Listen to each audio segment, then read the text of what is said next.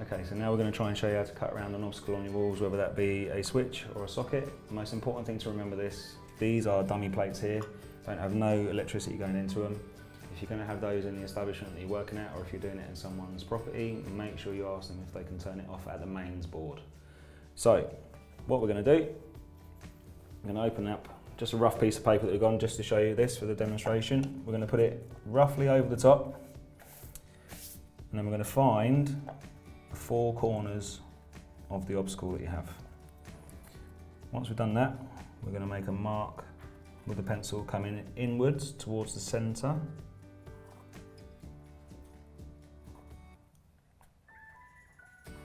And if you need to, you can put a cross in the middle. Good thing about this paper is because it should be nice and soft, you should be able to, eventually, if you don't break your pencil that is, make a hole in the middle. And what you need to do now, you need to make 4 triangles so that will make the star that we're on about. So, we're just going to cut gently towards the end and go a little bit past your pencil marks that you put in. This is normally where you end up looking a little bit like a contortionist, because there's always going to be one cut where you have to misshape your arm to be able to get a precise cut. So for me as a left-hander, that would be this one here.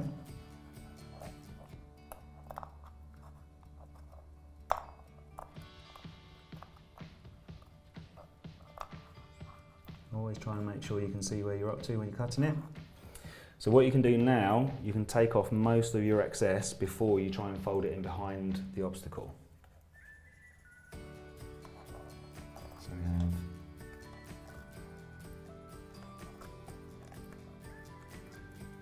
one triangle there.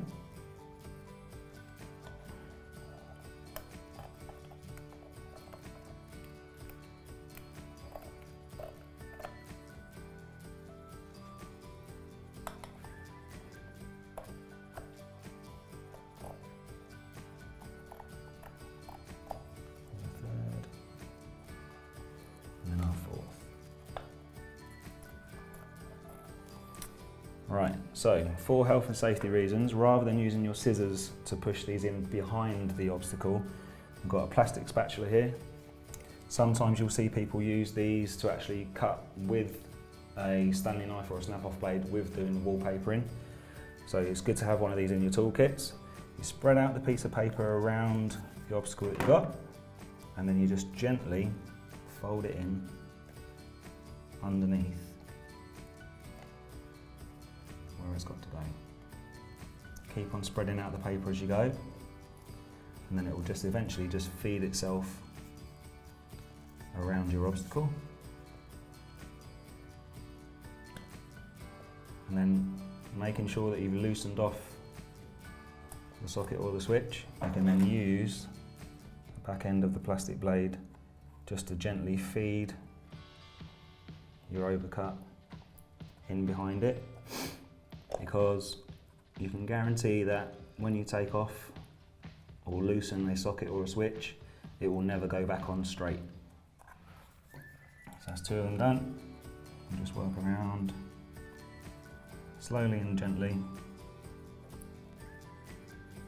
The reason you don't use your scissors or your shears for doing this, if they go too far and you've got live wires in there behind there, they could end up giving you an electric shock. And the final one.